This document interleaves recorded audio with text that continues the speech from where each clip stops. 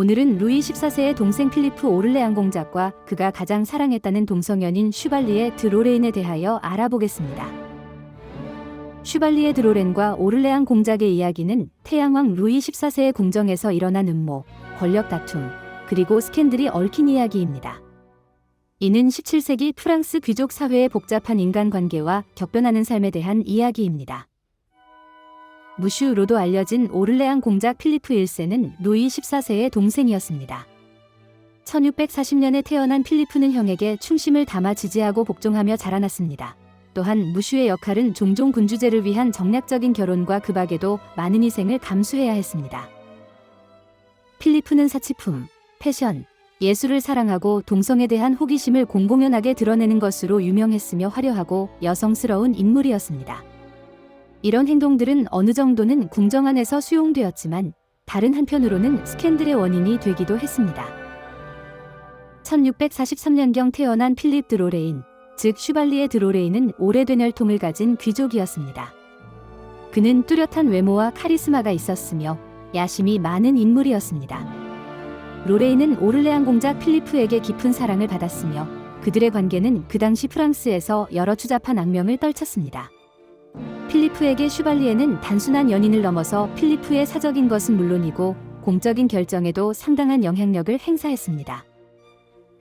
필리프와 슈발리에의 관계는 강력한 애착과 필리프의 슈발리에에 대한 의존성을 이용해 슈발리에는 필리프를 조종하며 권력 다툼을 끊임없이 이어갔습니다.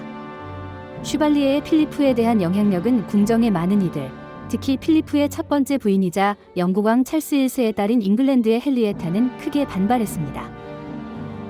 프랑스 궁정에서 마담이라는 지위에 있던 헨리에타는 정치적으로나 사교사회에서 중추적인 역할을 수행했으며 슈발리에를 남편에 대한 자신의 영향력을 방해하는 위협 인물로 생각했습니다. 헨리에타는 슈발리에의 영향력을 차단하기 위해 루이 14세에게 눈물로 호소했습니다. 그녀는 슈발리에가 필리프의 공작 직무와 명예를 손상시킨다고 호소하였습니다.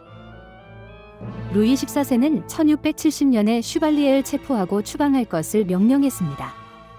이 사건은 슈발리에에 대한 깊은 애정을 가지고 있던 필리프가 커다란 고통을 받았다고 알려져 있습니다. 하지만 로레인의 유배는 오래가지 않았습니다. 강력한 동맹인들과 필리프의 간청이 있었기 때문에 슈발리에는 궁정으로 복귀할 수 있었습니다. 슈발리에의 귀환과 동시에 필리프에게 또다시 영향력을 행사하였고 이는 헨리에타의 의문스런 죽음이 있던 그 해에도 계속되었습니다. 헨리에타가 사망한 후 필립은 리젤로트라고 불리는 팔치의 엘리자베스 샬롯과 재혼하였습니다. 헨리에타와는 달리 리젤로트는 슈발리에를 봐주지 못하고 공개적으로 그에게 혐오감을 드러냈습니다.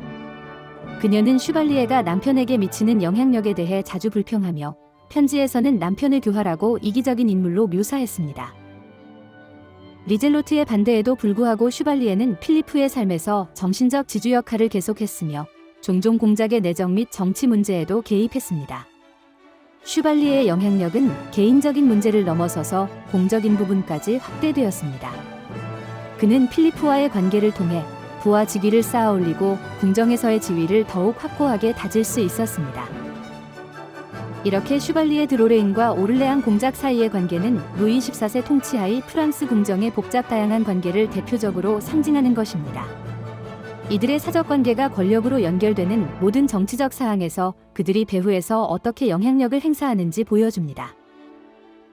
슈발리에 드 로레인과 오를레앙 공작 사이의 관계는 많은 일화와 소문으로 얼룩져 있었으며 이들 대부분은 루이 14세의 통치 기간 동안 프랑스 궁정의 음모와 스캔들로 얼룩지는 결과를 낳았습니다.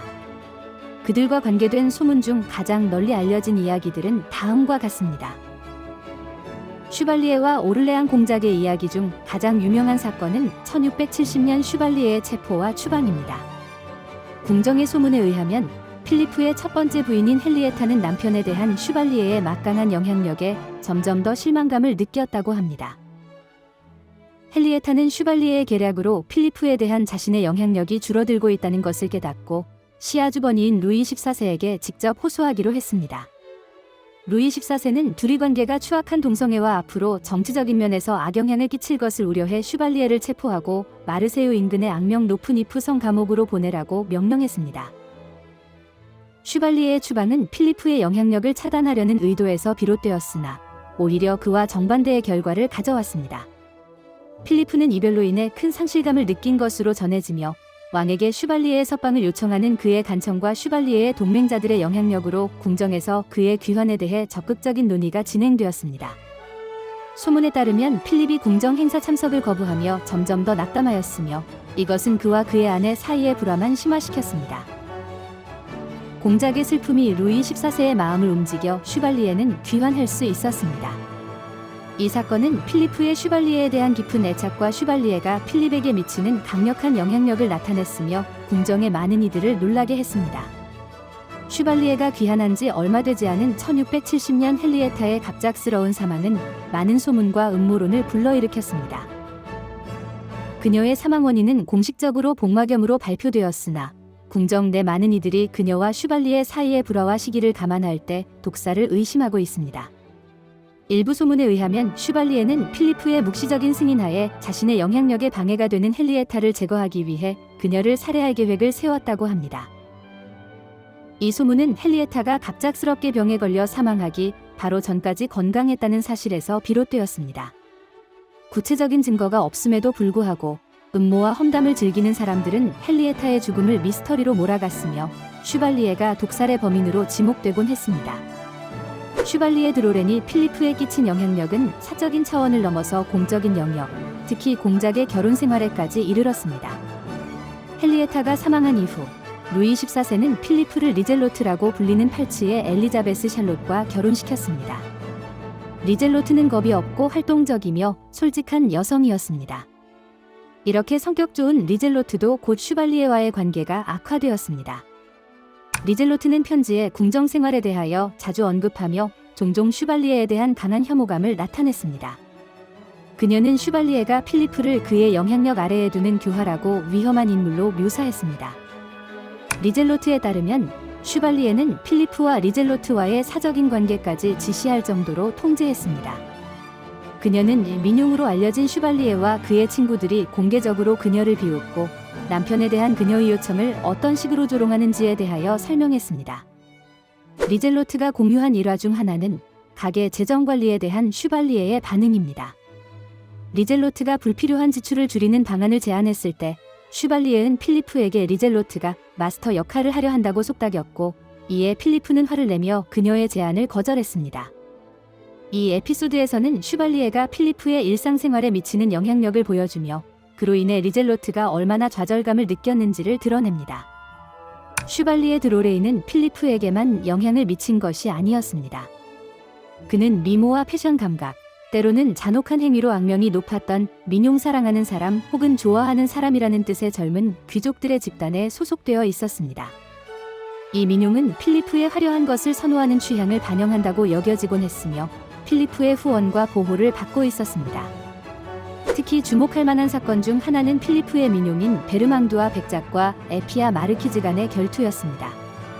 필리프의 총애를 두고 벌어진 이 결투는 베르망두아가 심각한 부상을 입으며 마무리되었습니다.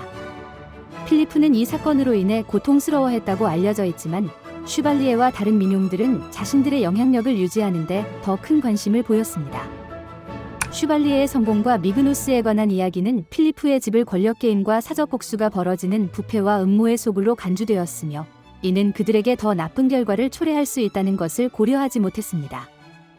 이러한 악소문은 필리프와 그의 궁정에 대한 스캔들을 증폭시켰고 공작과 슈발리에의 관계는 루이 14세의 통치 기간 동안 가장 빈번하게 언급되고 논란이 되었습니다.